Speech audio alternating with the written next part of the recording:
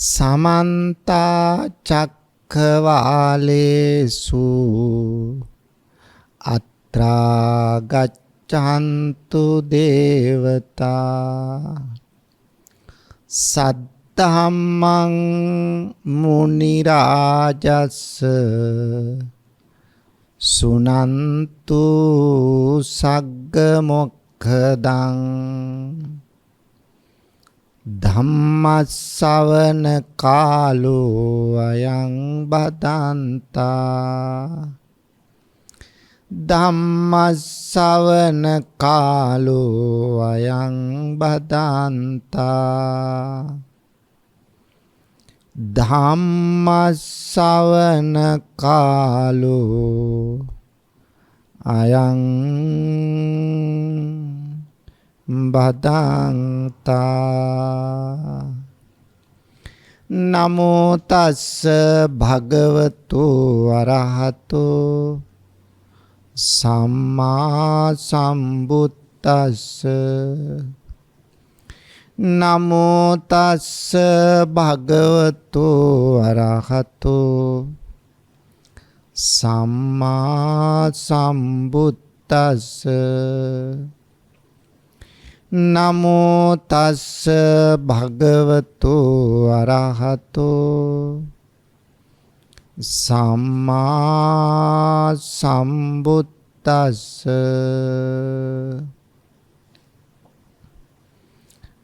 ගරුතර මහා සංඝරත්නයන් අවසරයි ශ්‍රද්ධාවන්ත පින්වතුනි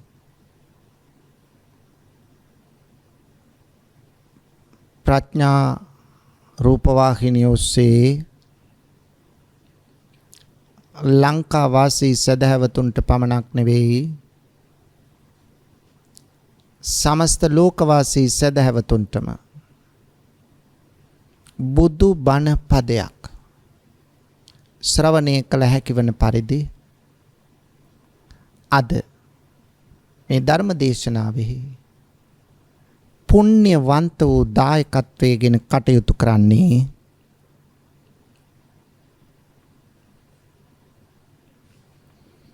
මුල්ලේරියාවේ පදිංචි ප්‍රියන්ති රේණුකා පෙරේරා මෑණියන් ඇතුළු දූදරු පිරිස හා පවුලේ ඥාතීන් වෙසෙන්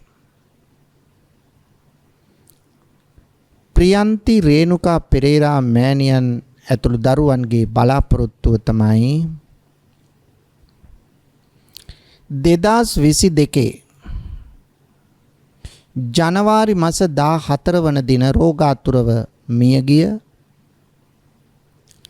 60 වන වියෙහි පසු බ්‍රැන්ඩි ගම්පොළගේ උදිත ශ්‍රීලාල් පෙරේරා පියාණන්ට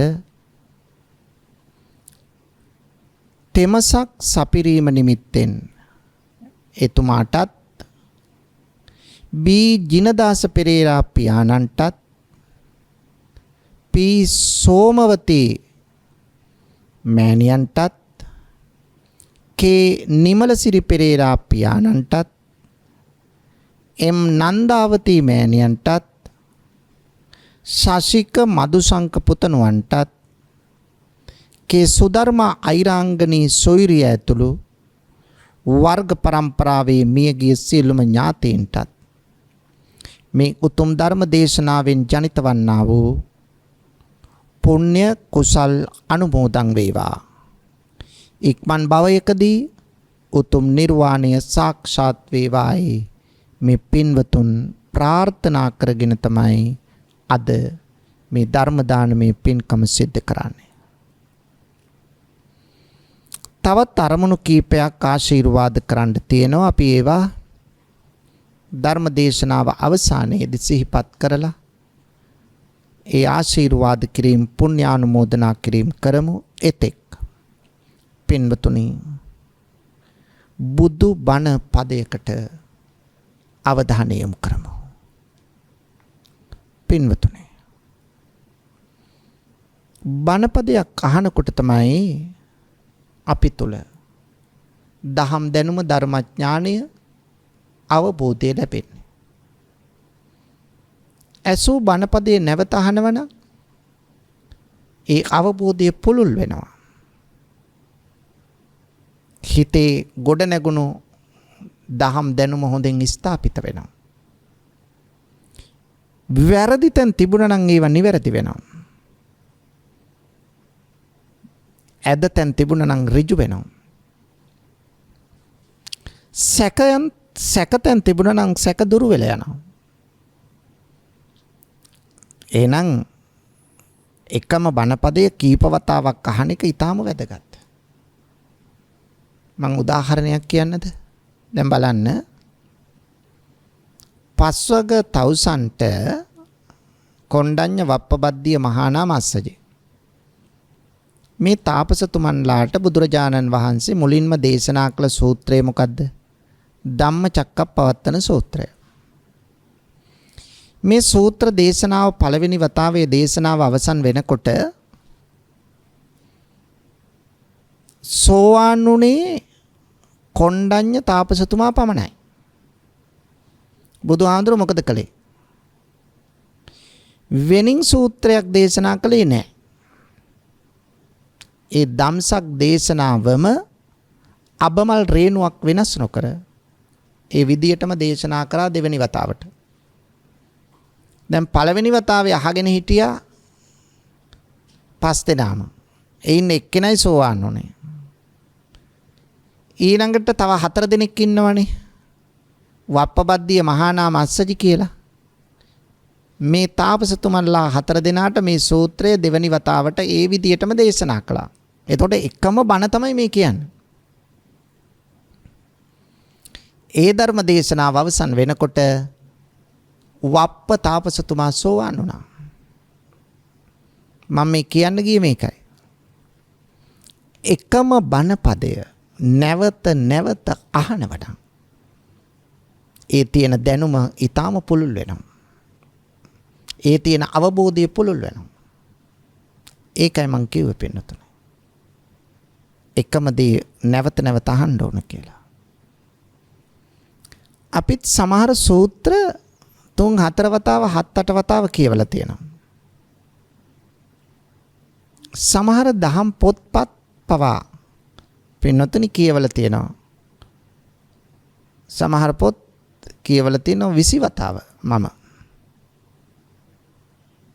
ඒ කියන්නේ මේ දැනුම පළවෙනි වතාවේ කියවලා අහු නොවන දේ දෙවෙනි වතාවේ කියනකොට අහු වෙනවා. දෙවෙනි වතාවේ කියවලා අහු නොවන දේ තුන්වෙනි වතාවේ කියවනකොට අහු වෙනවා. ඒකයි ඒකේ වැදගත්කම. ඒකයි එකම බණ නැවත නැවත අහන්න ඕන කියන්නේ. ඊළඟට තුන්වෙනි කාරණේ තමයි පින්නතුනේ අපේ හිත. එකම විදියට හැම වෙලාවෙම තියෙන්නේ නැහනේ. හිත වහ වෙනස් වෙනවා, චංචලයි.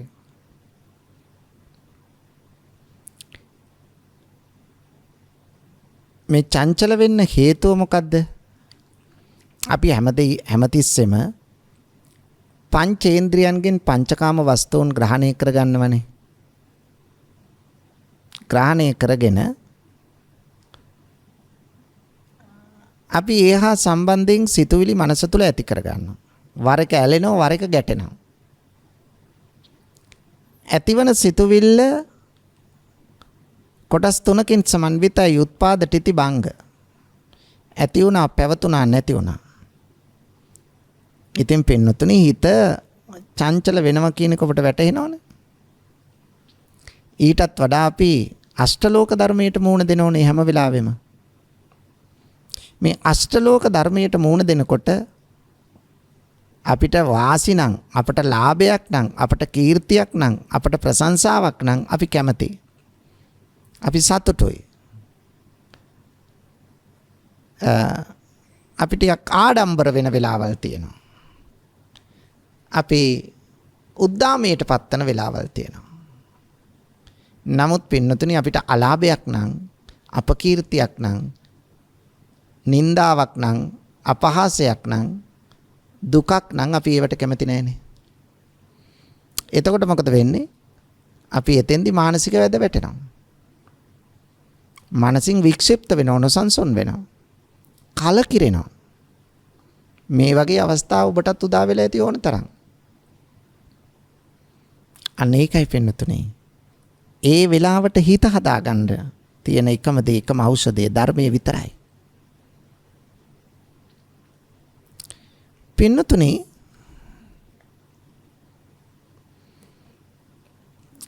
ඔබෙත් මගේ ජීවිතවල දුර්වල අඩුපාඩුකම් ඕන තරම් තියෙනවා. අපි අංග සම්පූර්ණයි නෙවෙයි. අන්නේ දුර්වල අඩුපාඩුකම් හදාගෙන පියවාගෙන නිවැරදි දැක්මකින් ඉස්සරහට යන්න ධර්මය අවශ්‍යයි. පින්නතුනි අපට ජීවිතයට බලපාන විවිධ ප්‍රශ්න තියෙනවා. ප්‍රශ්න නැති කෙනෙක් මේ ලෝකේ නැහැ. පුහුදුන් ලෝකයේ හැටි එකයි. ඒ නිසා පින්නතුනි අපි සමහර ප්‍රශ්න තියෙනවා. ඒ ප්‍රශ්න වලට විසඳුම සල්ලි මිල මුදල් ධන දාන්නේ භවභෝග තිබුණට හොයන්න බෑ. පිරිස් බලය Taman සතුව තිබුණයි කියලා හොයන්නත් බෑ. මම මෙච්චර දැනුමක් තියෙන කෙනෙක් උගතෙක් මෙච්චර උපාධි තියෙනවා මට කියලා හිතුවත් සමහර ප්‍රශ්න තියෙනවා පින්නතුනි උත්තර හොයන්න බැරි.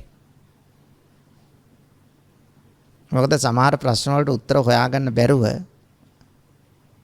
වෛද්‍යවරු ඇවිල්ලා තියෙනවා මගේ ළඟට වෛද්‍ය ගැටලුවක් විසඳ ගන්න. කිව්වට විශ්වාස කරන්නේ නැහැ ඔබ. ඒකයි පින්නතුනි. නීතිඥවරු ඇවිල්ලා තියෙනවා නඩුව කතා කරලා හිත හදා ගන්න බැරුව හිත හදා ගන්න. ඒකයි. ඒක නිසා මේ අපි දන්න විෂය පතයෙන් සමහර ප්‍රශ්න වලට උත්තර හොයන්න බෑ පින්නතුනි. විවිධ ප්‍රශ්න වලට උත්තර තියෙයි. හැබැයි හැම ප්‍රශ්නයකටම උත්තරේ නැහැ. එහෙත් ඕනම ප්‍රශ්නයකට උත්තරේ ධර්මයේ තියෙනවා. මොකද සර්වඥතා ඥාණයෙන් ලෝකයට දේශනා කළ ධර්මය බුදුහාමුදුරුවෝ. පරතෝ ഘോഷයෙන් තොරයි. අනුන්ගෙන් අහලා දැනගත්ත දෙයක් නෙවෙයි. ස්වයං භූ ඥාණයෙන්ම වටහාගත් දහමක්. එහෙනම් පින්නතුනි මේ දහම ගැන ආයිත් සැක හිතන්න කිසිවක් නැහැ. පින්නතුනි මේ සියල්ලටම වඩා අපි මේ සංසාරේ මෙරි මෙරි ඉපදි යන අය. මෙන්න මේ සසරගත දුක නිවා අමා මහ නිවනින් සැනසෙන්නට අපට අවශ්‍ය කරන්නේ බණපදයක්. බණපදයක් අහන්න නැතුව මේ ලෝකේ කාටවත් නිවන් දකින්න බෑ. බණපදයක් අහන්නම ඕන පින්නතුන් නිවන් දකින්න. අඩුම ගානේ භාවනා කමටහනක් වශයෙන්වත් බණපදයක් ශ්‍රවණය කළ යුතුයි. පින්නතුනි බුදුහාමුදුරෝ දේශනා කළ සූත්‍රයක් තියෙනවා අංගුත්තර නිකායේ පංචක නිපාතේ. පංචක නිපාතයේ ඇතුළත් වෙන්නේ පහේ කරුණු නිසානේ. පහේ කරුණු තියෙන ඒවා ඔක්කොම ඇතුළත් වෙන්නේ පංචක නිපාතෙට. එතකොට එකේ කරුණු දෙකේ කරුණු තුනේ කරුණු හතරේ කරුණු පහේ කරුණු ඔහම ඇතුළත් වෙනවා. එතකොට පහේ කරුණු තියෙන ඒවා හතරේ කරුණු නම් චතුක්ක නිපාතේ. පහේ කරුණු නම් පංචක නිපාතේ. හයේ කරුණු නම් චට්ට නිපාතේ. එතකොට මෙන්න මේ කරුණු පහක් මේ ඨාන සූත්‍රයේ ඇතුළත් වෙනවා. කෙනෙකු විසින් දැනගත යුතු පච්චවෙක්කිතබ්බෝ ප්‍රත්‍යවේක්ෂණය කළ යුතු. කවුද? ගිහියෙක් වේවා, පැවිද්දෙක් වේවා, ස්ත්‍රියක් වේවා, පුරුෂයෙක් වේවා. එතකොට ස්ත්‍රියක් හෝ ස්ත්‍රියක් වෙන්න පුළුවන්, පුරුෂයෙක් වෙන්න පුළුවන්, ගිහියෙක් වෙන්න පුළුවන්, පැවිද්දෙක් වෙන්න පුළුවන්. අපි කවුරුත් ප්‍රත්‍යවේක්ෂා කළ යුතු, නිතර සිහිපත් කළ යුතු කාරණා පහක් පිළිබඳවයි මේ සූත්‍ර දේශනාවේ විස්තර වන්නේ. මොනවද කාරණා? පළවෙනි කාරණාව තමයි අපි ජරාවටපත් වෙනවා කියන එක. 2 අපට ලෙඩ හැදෙනවා කියන එක. 3 අපි මරණයටපත් වෙනවයි කියන එක. 4 ප්‍රිය වස්තු වලින් අපට වෙන් වෙන්න සිද්ධ වෙනවයි කියන එක. 5 කර්මය අපට බලපානවයි කියන එක. ඔන්න කාරණා 5. මේ කාරණා 5 නිතර ප්‍රත්‍යවේක්ෂා කළ යුතු කාරණා 5ක්. එකින් එක බලමු. පළවෙනි කාරණාව තමයි ජරා ධම්මෝ මේ. ජරාවටපත් වෙනවා අපි. ජරාවටපත් වෙනවා කියලා කියන්නේ මොකද්ද? වයසට යනවා. ඉපදුණු දවසේ ඉඳලාම වෙන්නේ වයසට යන එක. යම් මොහොතක පිළිසිඳ ගත්තේද එතන ඉඳලා වයසට යනවා. එතකොට ළමා කාලේ එනවා.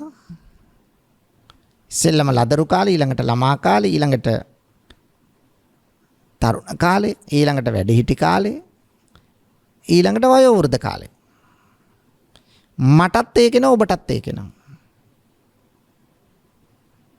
ඒක නිසා මේ ජරාවටපත් වෙනවා කියන එක අපි සිතන්න ඕනේ. හුඟක් අය හිතන්නේ.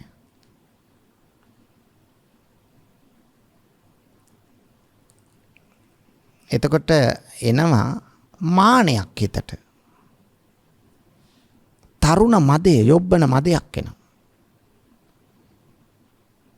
මම තාමත් මට යන්න එන්න කන්න බොන්න වැඩ කරන්න මට මෙහෙමයි පුළුවන්.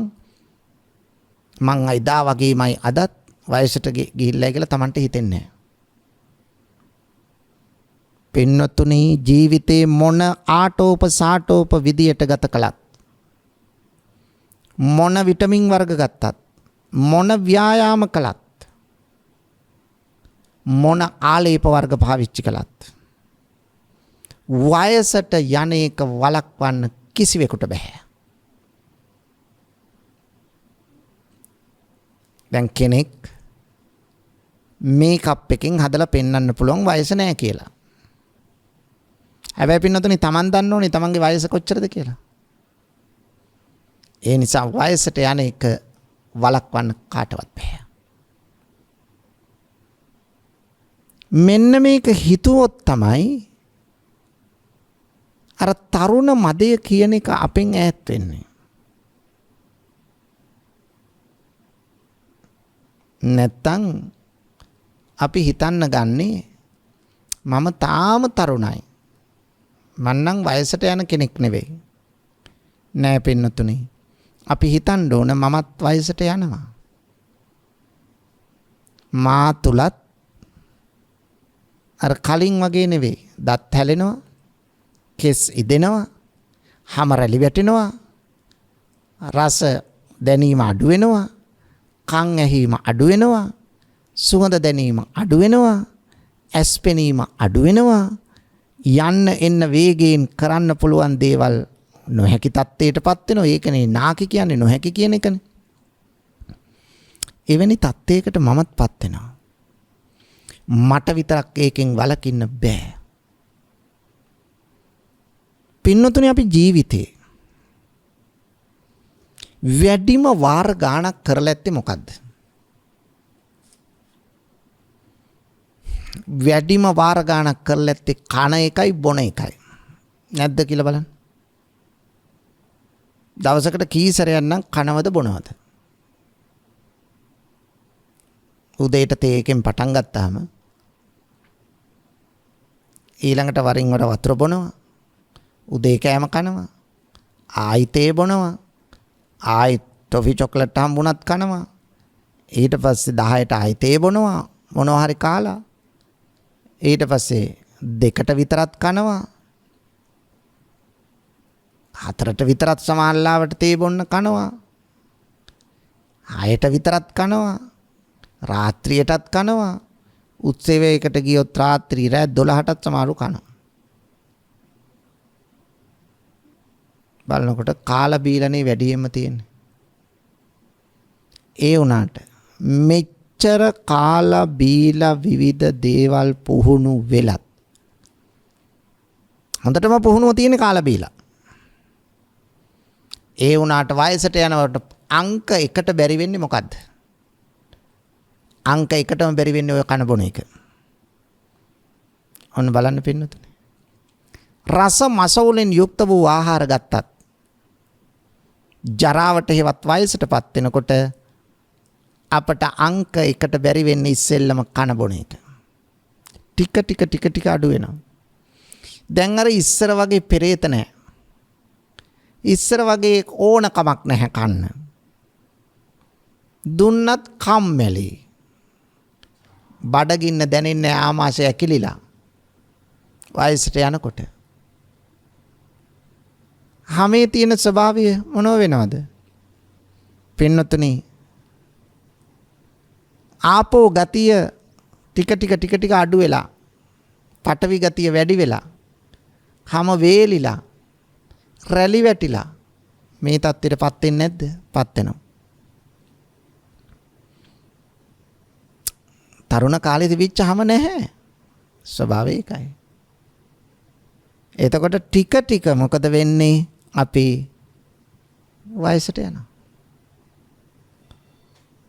වයෝ වෘද්ධ වෙනවා. දැන් වැඩියෙන්ම කළ එක කරන්න බැරි තත්ත්වයටපත් වෙනවා.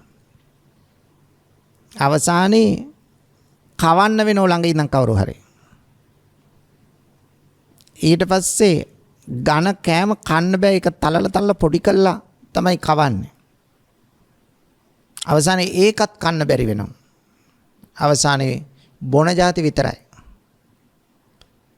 ඒකත් බැරි වෙලා අපේ අවසානයේ උදා වෙනවා. බලන්න පින්නතුනි. ඊළඟට වැඩියෙන්ම කළ දේ මොකද්ද බලන්න? ඇඳුම් අඳින එක.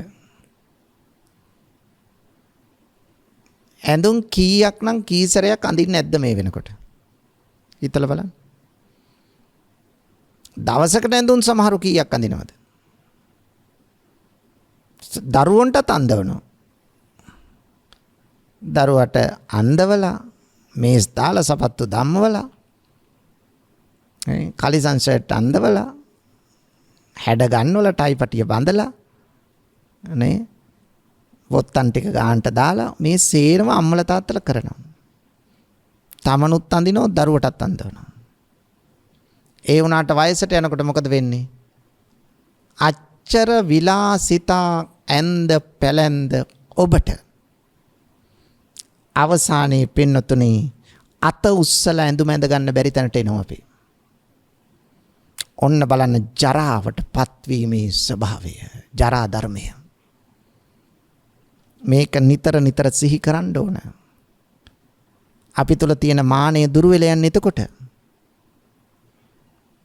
නැත්තම් අපිට යථාර්ථය එන්නේ නැහැ හිතට. ඒ නිසා පින්නතුනේ අපි උත්සාහ කරන්න ඕන මෙන්න මේ தත්ත්වය හරියට තේරුම් ගන්න. දැන් අපි හොඳ ක්‍රියාකාරීත්වයක් තිබුණ තරුණ කාලේ. ඇවිදින්න, දුවන්න, පනින්න, යන්න, එන්න හොඳට පුළුවන්. දැන් මොකද වෙන්නේ? දරුවොත් අරගෙන කොච්චර දිහාවල් යන්නේ නැද්ද? ගංගාවල් වල නාන්න නැති, මූදේ නාන්න නැති, හොටෙල් වල ඉන්නේ නැති, විවිධ ට්‍රිප් යන්නේ නැති, වන්දනා ගමන් යන්නේ නැති නේ, සතුටු සාමීචේ නටන්නේ නැති, මෙහෙම නටපු, මෙහෙම දුවපු, මෙහෙම පණිපු අපි පින්නතුනේ වයසට යනකොට මොකද වෙන්නේ? දුවන්න පනින්න නටන්න නෙවෙයි, ඇවිද ගන්න බැරි තත්ත්වයටපත් වෙනවා. අවසානයේ ගමනක් යන්න කතා කළත් දරුවෝ අම්මලා තාත්තලා කියන අනේ පුතේ මට අමාරුයි. ඔයාලා ගිහිල්ලා එන්න. ඒ තත්ත්වය කියන්නේ නැද්ද? කියනවා.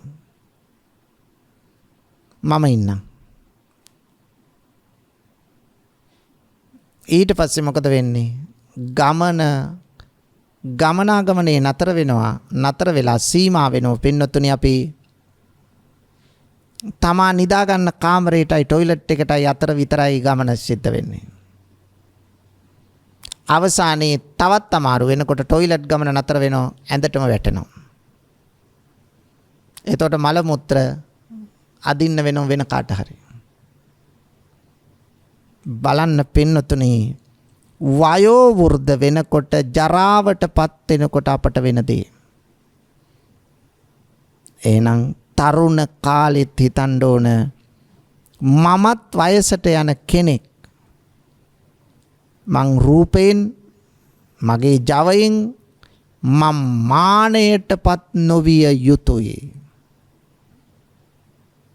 හිතාගෙන ඉන්නේ අවුරුදු 300-400ක් ජීවත් වෙන්න වගේ. පින්නතුනේ අවුරුදු 100ක් මේ වර්තමානයේ ඉන්න කාටවත් ඉන්න බෑ. ඊට අඩු කාලයකදී ස්ථිර වශයෙන් අපි කවුරුත් මැරෙනවා. හැබැයි හිතුවද අපි මැරෙනවා කියලා නෑ. අපි වයසට යනවා කියලා හිතුවද හිතුවේ නෑ. ඒ නිසා අපි වයෝ වෘද්ධ වෙනවාය ජරාවටපත් වෙනා ජරම්පිපත්වා ජරාවටපත් වෙනවා කියන එක අපි නිතර නිතර හිතන්න ඕන. කලකිරෙන්න නෙමෙයි ජීවිත අවබෝධය ලබා ගන්න. නැත්තම් අධික මාන්නෙන් ඉදිමිලා Tamanටත් වැඩ නැති අනුන්ටත් වැඩක් නැති කෙනෙක් බවට පත් වෙනවා. ඒකයි. ඔන්න පළවෙනි කාරණේ ප්‍රත්‍යවේක්ෂා කළ යුතු නිතර සිහි කළ යුතු. 2 ව්‍යාධි ධම්මෝම්මි අපි ලෙඩ වෙනවා. මේ ලෙඩ වෙනවයි කියන එක ඉත්‍යාවා පුරුෂෝස්සවා. ස්ත්‍රියක් වේවා පුරුෂයෙක් වේවා ගහට්ටේනවා පබ්බජිතේනවා ගිහියෙක් වේවා පැවිද්දෙක් වේවා අපි ප්‍රත්‍යවේක්ෂණය කරන්න ඕන නිතර හිතන්න ඕන. එහෙම හිතුවේ නැත්තම් සමහරු කියන්නේ මම නම් එක බෙහෙත් පෙත්තක් බීලා නැහැ. මං හොඳට ශක්තිය තිබිච්ච මිනිස්සෙක්. මොකක්ද දෙන්නේ මානෙ? අපිට එන ආරෝග්‍ය මදය.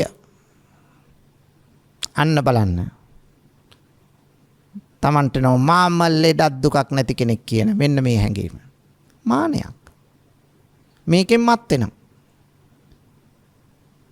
ඒ නිසා Taman තුල ඇති වෙන්නේ පිරිහීමක්.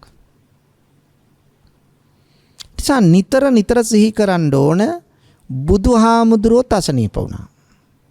සාරා සංඝ කල්පලක්ෂයක් පාරමී ධර්ම පූර්ණේ කළ අරතරං ගුණ ධර්මයෙන් අනුන දානය සීලය නෛෂ්කර්මය ප්‍රඥාව මේ දස පාරමිතාවන් සම්පූර්ණ කළ ඒ උතුමනුත් අසනීප වුණා නම් අපි ගැන කවර කතාවද? ඒ නිසා ආරෝග්‍ය මදය ඇති නොවන්නට අපිත් ලෙඩ වෙනවා කියන එක හිතන්න ඕන. පින්නතුනේ. එක එක ලෙඩ හැදෙනවා අපිටත්. දැන් බලන්න. වාත සමුට්ඨාන ආබාධා. පිත්ත සමුට්ඨාන ආබාධා. සෙම්ම සමුට්ඨාන ආබාධා. උතු පරිණාමජා ආබාධා. විසම පරිහාරජා ආබාධා. ඕපක්කමිකා ආබාධා. කම්ම විපාකජා ආබාධා. කවුරුත් ලෙඩ වෙන අය. ලෙඩක් නැති කෙනෙක් නෑ මේ ලෝකේ. හැම කෙනාම ලෙඩ වෙනවා. සමහරු ලෙඩක් හැදුනම ඔරොත්තු නොදෙන්නේ ඒකනේ. මං හිතුවේ නෑ මං ලෙඩ වෙයි කියලා. මං මෙච්චර හොඳට කෑව බිව්ව කෙනෙක්. මං හොඳට ව්‍යායාම කළ කෙනෙක්. මට කිසි ලෙඩක් තිබුණේ නෑ. මං එක බෙහෙත් පෙත්තක් බීලා නෑ. එහෙම කිය හිටිය ඉන්න අයට තමයි ලෙඩක් හැදුණු ගමන් මානසික වැද වැටෙනවා. සමහර වෙලාවට ඒ අය සියදිවි හානි කරගන්නවා මේ ලෙඩේ ඔරොත්තු දෙන්නේ නැතුව. අන්න ඒ නිසා අපි උත්සාහ කරන්න ඕන, හිතන්න ඕන, ප්‍රත්‍යවේක්ෂණය කරන්න ඕන මමත් ලෙඩ වෙන කෙනෙක්. අපිට වාපිත්සෙම් කියලා 3ක් තියෙනවා. මොන එක වැඩි වුණත් මේ 3ම ඕන. හැබැයි මොන එක වැඩි වුණත් ලෙඩ. වාතය වැඩි වුණත් ලෙඩ. සෙම වැඩි වුණත් ලෙඩ. පිත වැඩි වුණත් ලෙඩ. ඍතු විපර්යාස. දැන් බලන්න. උෂ්ණය වැඩි වුණාම ලෙඩ. සීතල වැඩි වුණත් සමහර මේ ශරීරයට බලපානවා මේ රූපයට. මේ රූපය වහා වෙනස් වෙන්න බලපානවා පින්නතුනි. මොකද්ද බලපාන්නේ? මේ ඍතු විපර්යාස. ඒ නිසා අපි කාටත් මේ తত্ত্বය බලපානවාමයි. මටත් එකයි ඔබටත් එකයි. මේකෙන් වෙන් වෙන්න ගැලවෙන්න බේරෙන්න මේ ලෝකේ කිසි జగතෙකුට බෑ. මේක තමයි ඇත්ත. ඒ නිසා විසම පරිහාර ජාබාධා විසම හේතු මුල් කරගෙනත් අපි ලෙඩ වෙනවා. ඉතී ගමන් ඔන්නේ නෝ වෛරස් රෝගයක් කියලා. නේ. දැන් මේ ලෝකෙම ලෙඩ වෙලා තියෙන මේ කාලේ. ඒ නිසා ඔන්න ඔය தත්ත්වයට අපිපත් වෙනවා පින්නතුනේ. ඒ නිසා මෙවන් தත්ත්වයකට අපි ඇද වැටෙන්න පුළුවන්. නිසා අපි වග බලා ගන්න ඕන. එවැනි தත්ත්වයකටපත් වෙනවනම් ඒක අපිටත් උරුමයි කියන එක හිතන්න. මෙහෙම ලෙඩක් නොහැදුනොත් බලන්න කම්ම විපාකජ ආබාධා කර්මෙන් හරි ලෙඩ හැදෙනවා. හැබැයි අපි හැදෙන ලෙඩ ඔක්කොම කර්මෙට දාන්නේ. හෙම්බිරිස්සාව හැදුනත් මොන කර්මයක්ද මන් දන්නේ නැහැ. ඊළඟට උණක් හැදුනත් අතේ පයේ අමාරුවක් හැදුනත් මොන කර්මයක්ද දන්නේ නැහැ කියලා කියන්නේ. හැබැයි ඔක්කොම කර්ම ලෙඩ නෙවෙයි. කර්මේනොත් ලෙඩ හැදෙනවා. ඒ නිසා දැන් බුදුහාමුදුරන්ට පවා කර්ම විපාක දුන්නා. මුගලන් හාමුදුරන්ට කර්ම විපාක දුන්නා. දැන් බලන්න සීවලී මහරහතන් වහන්සේට කර්ම විපාකයක් හැටියට තමයි ලාභීන් අතර අග්‍රස්ථානය කුසල කර්මය. ලෝසක මහරහතන් වහන්සේට බලන්න සංසාරේ දීලා නැහැ. රහත් උනත් ලැබෙන්නේ නැහැ. ස්වභාවය ඒකයි. ඒ නිසා කර්මානුරූපව කර්ම ලෙඩත් අපිට තියෙනවා. ඒ නිසා ලෙඩ කියන එක අපට හැදෙන දෙයක්. හැබැයි අපිට නිරෝගීකමේ අගය පින්නතුනේ එච්චර වැටහෙන්නේ නැහැ. ලෙඩක් හැදෙනකන්. ලෙඩේ හැදුනට පස්සේ තමයි ඒක තමයි අපි ලෙඩ හැදෙන්නේ නැහැ කියලා හිතා ඉන්න නිසානේ ලෙඩේ හැදුනට පස්සේ එච්චර මානසික වැද වැටෙන්නේ. ඔන්න ඕක තේරුම් ගන්න හොඳට. ඔන්න අපි නිතර සිහි කළ යුතු දෙවැනි කාරණේ එකයි. 3. මරණ ධම්මෝම්මි. අපි මරණයටපත් වෙනවා. දැන් අපි මැරෙන්න කැමතිද නැද්ද? මැරෙන්න බයද නැද්ද? එහෙම ඇහුවොත් ස්ථිර වශයෙන්ම ඔබ කියන උත්තරේ තමයි අපි නම් බය නැහැ. පින්නතුනි බය නැහැ කියලා කියන්නේ මරණය ගැන හිතලා නැහැ කියන එකයි. මේ ලෝකෙ මැරෙන්න බය නැති කිසි කෙනෙක් නැහැ. හැම කෙනාම මැරෙන්න බයයි. සබ්බේ තසන්ති දණ්ඩස්ස හැම කෙනෙක්ම දඬුවමට බයයි. සබ්බේ බායන්ති මච්චුනෝ මරණයටත් බයයි. සබ්බේ තසන්ති දණ්ඩස්ස දඬුවමට බයයි. සබ්බේ සං ජීවිතං පියං ජීවත් වෙන්න ආසයි. මේක තමයි ඇත්ත.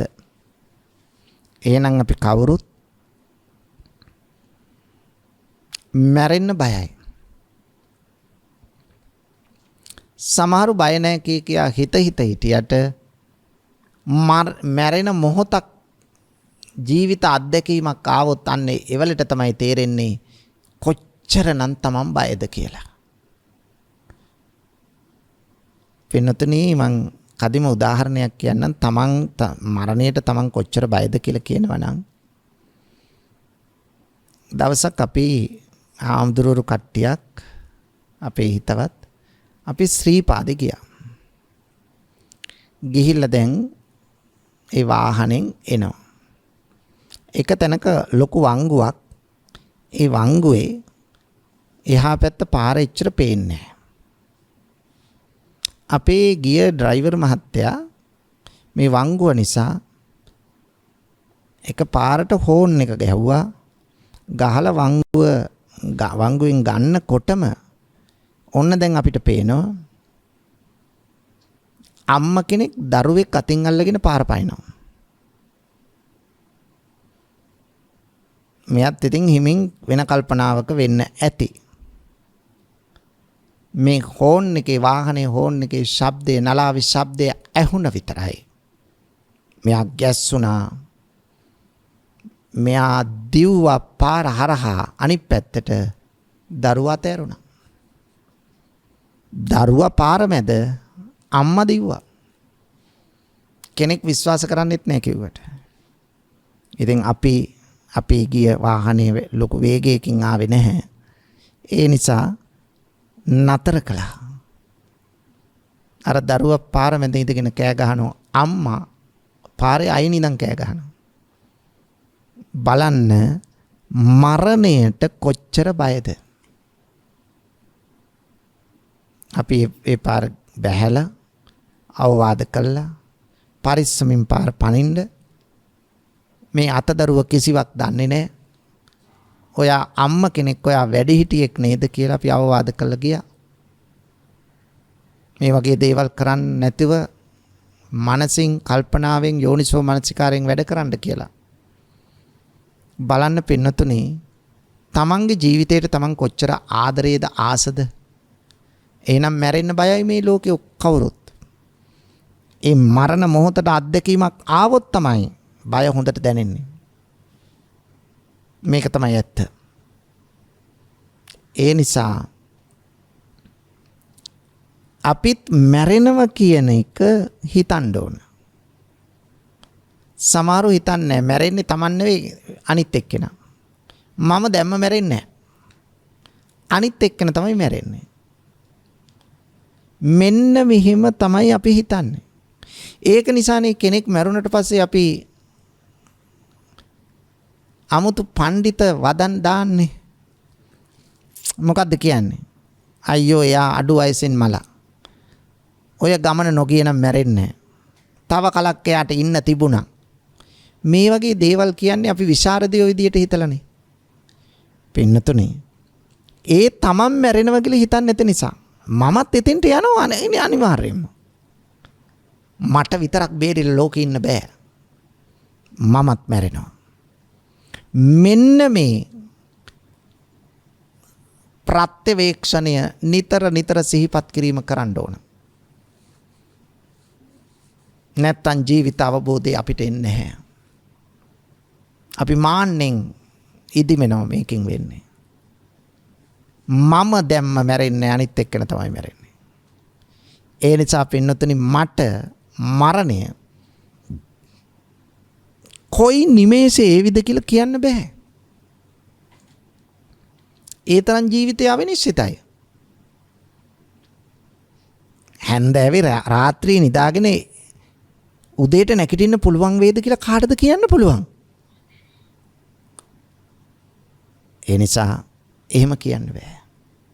ඒ නිසා පින්නතුනි අපි කවුරුත් මෙන්න මේ මරණයටපත් වෙනවා කියන එක හිතන්න පුළුවන් ශක්තියක් ඇති කර ගන්න ඕන. එහෙම නැත්තම් අපි අතින් සිද්ධ වෙන වැරදීමටයි. මැරෙන්නේ නැහැ කියලා හිතුවොත් නෙමේ ප්‍රශ්න වෙන්නේ. මැරෙනවා කියලා හිතුවොත් ප්‍රශ්න හුඟක් අඩු කරගන්න පුළුවන්. නිතර සිහි කටයුතු දෙයක් තමයි මරණය. 3යි. 4වෙනි කාරණය. ප්‍රිය දේවල් වලින් අපට වෙන් වෙන්න සිද්ධ වෙනවා. පියෙහි විප්පයෝගෝ ප්‍රියයන්ගෙන් වෙන් වෙන්න වෙනවා.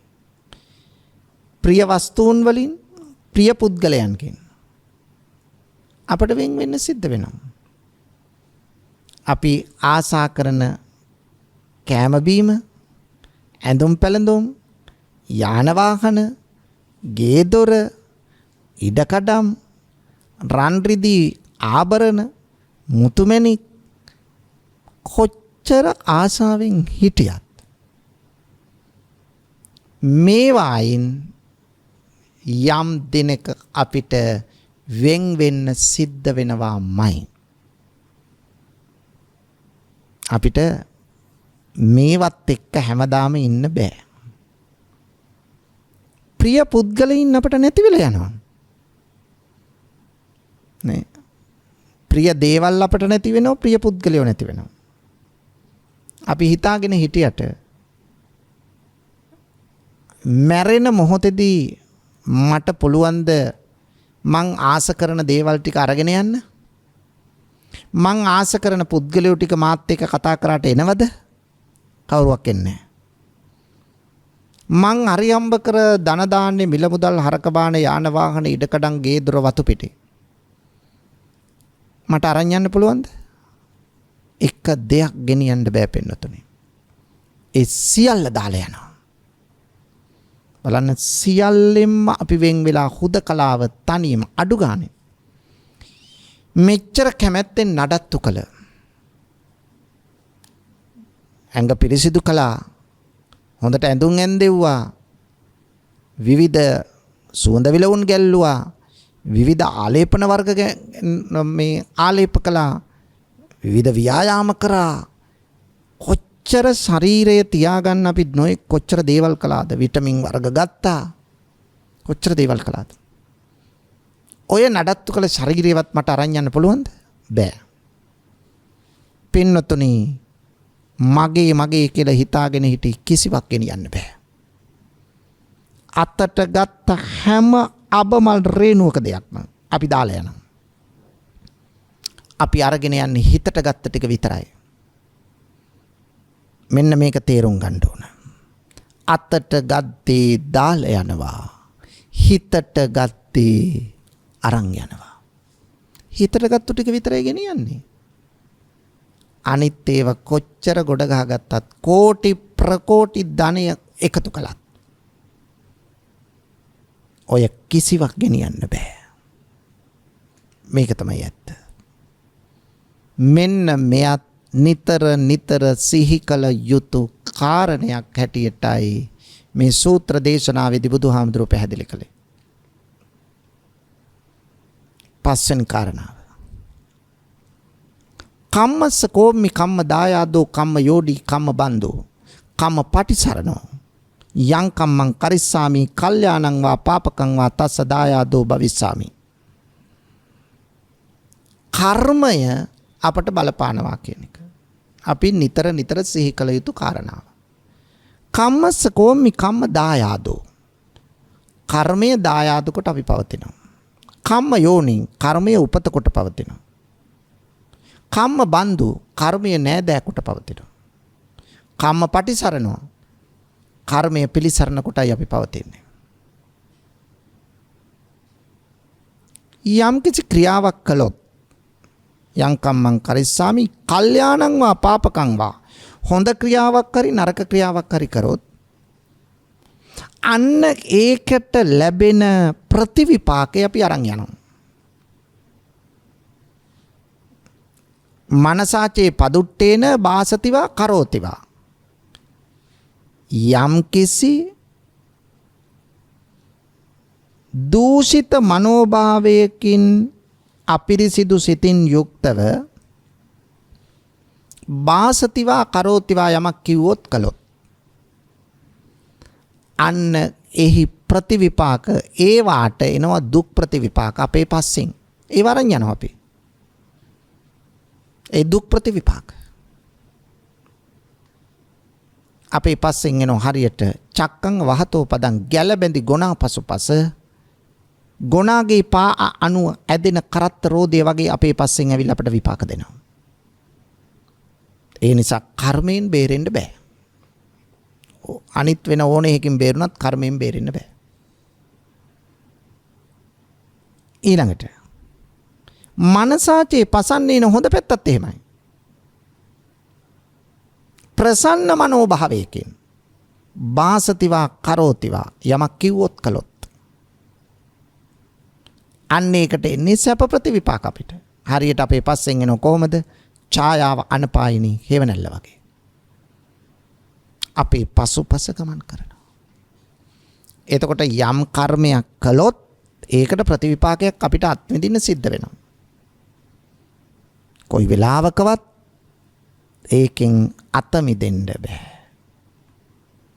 දැන් අපිට උපතක් සිද්ධ වෙන්නේ මොකක් නිසාද? කර්මය නිසා. දැන් බලන්න උපත තීරණය වෙන්නේ මොකෙන්ද?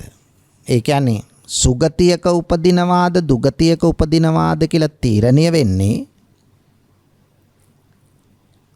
අවසාන චුතිසිතට අනුව. අවසාන චුතිසිත ඇති වෙන්නේ. අවසාන චුතිසිත ඇති වෙන්න ඒ චුතිසිතට එන චේතනාව ඇති වෙන්න අපි ඊට කලින් කරපු කුසල අකුසල කර්ම බලපානවා. වැඩියෙන් කුසල කර්ම කරලා තියෙනවා නම් හිතට එන්න ඉඩ තියෙන්නේ කුසල චේතනාව, කුසල කර්මයක්. වැඩියෙන් අකුසල පව් කළා තියෙනවා නම් හිතට එන්න ඉඩ තියෙන්නේ අකුසල චේතනාවක්. එතකොට අකුසල චේතනාවක් අවසාන සිතට ආවොත් ඊළඟ භවයේ ප්‍රතිසන්දිය ස්ථිරවම දුගතිගාමී. නිරය තිරිසන් പ്രേත අසුර මේ සතර අපායින් එහෙකටයි අපි අද වැටෙන්නේ. යහපත් චේතනාවක්, හොඳ චේතනාවක්, කුසල චේතනාවක් හිතට આવොත් අවසාන මොහොතේ අන්න අපේ ඊළඟ භවයේ ප්‍රතිසන්දිය යහපත්. එක්ක මනුස්ස ලෝකේ, එක්ක දිව්‍ය ලෝක හයින් එක අපට උපතක් ලබන්න පුළුවන් වෙනවා. එහෙනම් අන්නෙවැනි තත්ත්වයකට අපි ඇද වැටෙන්නේ පින්නතුනි අපි කරන කුසල අකුසල කර්ම අනුව. එතකොට කර්මයෙන් එහෙනම් බේරෙන්න පුළුවන්ද? බෑ. මේකෙන් කියන්නේ කර්මයෙන් සියල්ල සිදු වෙනවා කියන එක නෙවෙයි. කර්මයක් එක සාධකයක් අපට. ඒ නිසා කෙනෙකුගේ උපතට බලපාන්නේ කර්මය. දැන් අපි කියන පුබ්බේච කත පුඤ්ඤතා පෙර පින් ඇති බව. පෙර පින නිසා තමයි මනුෂ්‍යත්වයක් ලැබිලා තියෙන්නේ. පෙර පින නිසා තමයි පින්වතුනි ශන සම්පත්තිය ලැබිලා තියෙන්නේ. එතකොට දැන් අපි ලබන සැප තියෙනවා. සැප කියලා කියන්නේ මොකද්ද? සුකෝ පුඤ්ඤසුච්චයෝ. පින් තමයි සැප කියලා කියන්නේ. කෙනෙක් සැප විඳී නම් ඔහු පෙර භවයේ මේ භවයේ හොඳට පින් කරපු කෙනෙක්.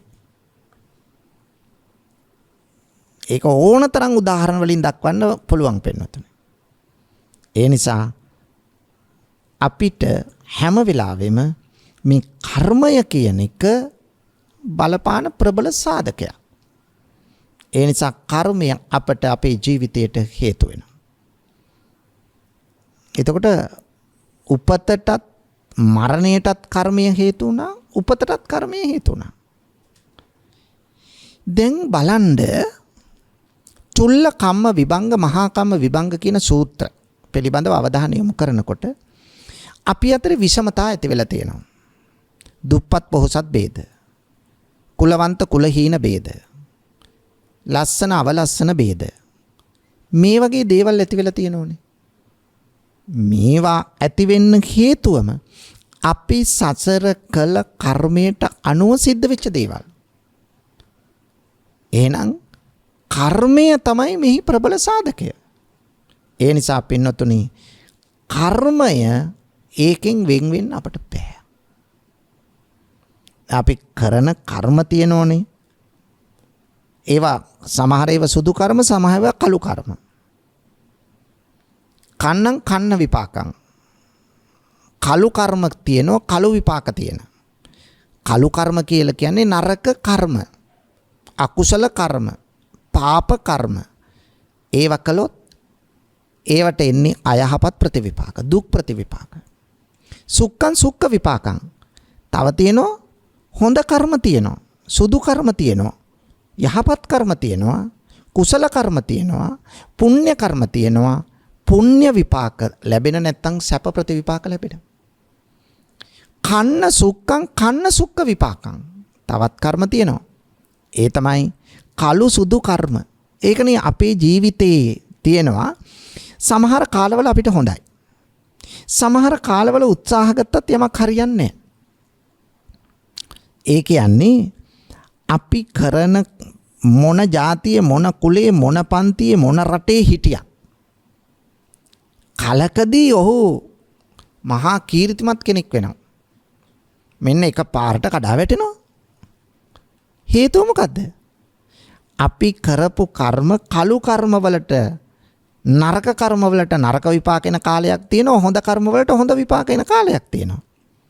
හොඳ කර්ම වලට හොඳ විපාක ලැබෙන කාලෙට පුද්ගලයා බැබලෙනවා. නරක කර්ම වලට සංසාරේ කරපු නරක විපාක එනකොට පුද්ගලයා පිරිහෙනවා. ඔක තමයි යථාර්ථය. ඒ නිසා පින්නතුනි මෙන්න මේ தත්ත්වය අපි තේරුම් ගන්න ඕන. ඒ නිසා අපි කරන්න ඕන කර්මය අපට බලපානව නම් අපි කළ යුතු වන්නේ යහපත් කර්ම, හොඳ කර්ම, කුසල කර්ම, පුණ්‍ය කර්ම. අන්න එවැනි කර්ම කළොත් මටත් හොඳයි, අන් අයටත් හොඳයි. අයහපත් කර්ම කළොත්, පාප කර්ම කළොත්, අකුසල කර්ම කළොත් මටත් අයහපතක්, අනුන්ටත් අයහපතක්. ඒ නිසා මෙන්න මේ කාරණා පහ නිතර නිතර ප්‍රත්‍යවේක්ෂණය කළ යුතුයි කියලා බුදුහාමුදුරුවෝ දේශනා කරනවා මේ ඨාන සූත්‍රයේදී. මොකද්ද කාරණා පහ? 1. අපි ජරාවටපත් වෙනවා කියන අදහස. 2. අපි ලෙඩ වෙනවා කියන අදහස. 3. අපිත් යම් දවසක මැරෙනවා කියන අදහස. 4. අපිටත් ප්‍රියයන්ගෙන් වෙන් වෙන්න සිද්ධ වෙනවා, ප්‍රිය දේවල් වලින් වෙන් වෙන්න සිද්ධ වෙනවා කියන අදහස. 5. කර්මයත් ඔබටත් මටත් අපි කාටත් බලපානවා කියන අදහස. මේ කාරණා පහ නිතර නිතර සිහි කරනවා නම් අපි තුල තියෙන අර මානය දුරු වෙලා අපිට යථාර්ථය අවබෝධ වෙන්න මඟ හැදෙනවා. ඒ නිසා අන්නේ යථාර්ථය අවබෝධ කරගන්නට මේ බණපදය ඔබේ ජීවිතයට ප්‍රබල පිටිවහලක් වේවායි මා ප්‍රාර්ථනා කරනවා. පින්වත්නි, අද මේ උතුම් ධර්ම දානමය පුණ්‍ය කර්මයෙහි පින්වත් දායකත්වයෙන් කටයුතු කළේ මුල්ලේරියාවේ පදිංචි ප්‍රියන්ති රේණුකා පෙරේරා මෑණියන් ඇතුළු දූදරු පිරිස හා පවුලේ ඥාතීන්. මේ පින්වතුන්ගේ බලාපොරොත්තුව තමයි 2022 ජනවාරි මාස 14 වන දින රෝගාතුරව මියගිය 60 වන වියෙහි පසු බ්‍රැන්ඩි ගම්පොළගේ උදිත ශ්‍රීලාල් පෙරේරා පියාණන්ට තෙමසක් සපිරීම නිමිත්තෙන් එතුමාටත් බී ජිනදාස පෙරේරා පියාණන්ටත් පී සෝමවතී මෑණියන්ටත් කේ නිමලසිරි පෙරේරා පියාණන්ටත් එම් නන්දාවතී මෑණියන්ටත් සසික මදුසංක පුතණුවන්ටත් කේ සුධර්මා අයිරාංගනී සොයුරිය ඇතුළු වර්ග පරම්පරාවේ මියගිය සියලු ඥාතීන්ටත් මේ උතුම් ධර්ම දේශනාවෙන් ජනිත වන්නා වූ පුණ්‍ය ශක්තිය අනුමෝදන් වේවා. ඉක්මන් භවයකදී උතුම් නිර්වාණය සාක්ෂාත් වේවා කියලා ප්‍රාර්ථනා කරනවා. ඒ වගේම සුජීවත්ව වාසය කරන පවුලේ සියලු ඥාති හිත මිත්‍රාදීන්ට නිදුක් නිරෝගී සුවපත් භාවය සහ දීර්ඝායු සම්පන්නිය ලැබේවා. උතුම් ධර්මාවබෝධය ලැබීම පිණිස මේ පුණ්‍ය ශක්තිය හේතු වාසනා වේවා. ගෞරවනීය දේශකයාණන් වහන්සේ වන පූජ්‍ය මාලිම්බඩ පඤ්ඤාසාර ස්වාමීන් වහන්සේට නිදුක් නිරෝගී සුවපත් භාවය ලැබේවා. ලක්වැසි ලෝවැසි සියලු දෙනාද නිදුක් වෙත්වා, නිරෝගී වෙත්වා, සුවපත් වෙත්වා. සියලු දෙවියන් මේ පින් අනුමෝදන් වෙත්වායි මුල්ලේරියාවේ පදිංචි ප්‍රියන්ති රේණුකා පෙරේරා මෑණියන් ඇතුළු දරු පිරිස හා පවුලේ ඥාතීන්ගේ ප්‍රාර්ථනාවයි. ඒ නිසා ප්‍රියන්ති රේණුකා පෙරේරා මෑණියන් ඇතුළු ඔබ සියලු දෙනාටම මේ ධර්ම දාණයෙන් ලබාගත් සියලු පුණ්‍ය ශක්තිය බලයෙන් නිදුක් බව නිරෝගී බව ලැබේවා දීර්ඝායුෂ ලැබේවා මේ බණපදය ශ්‍රවණය කර ලක්වැසි ලෝවැසි සියලු දෙනාටම ධර්මාවබෝධය පිණිස මේ බණපදයද හේතු වාසනා වේවා කියලා ප්‍රාර්ථනා කරමු. ආකාශට්ටා ච බුම්මට්ටා දේවා නාග මහිත්‍තිකා පුඤ්ඤන්තං අනුමෝදිත්වා චිරං රක්ඛන්තු ශාසනං. ආකාශට්ටා ච බුම්මට්ටා දේවා නාග මහිත්‍තිකා පුඤ්ඤන්තං අනුමෝදිත්වා චිරං රක්ඛන්තු දේශනං. ආකාශට්ටා ච බුම්මට්ටා දේවා නාග මහිත්‍තිකා පුඤ්ඤන්තං අනුමෝදිත්වා චිරං රක්ඛන්තු මං පරන්ති. රාගක්ඛයෝ නිබ්බානං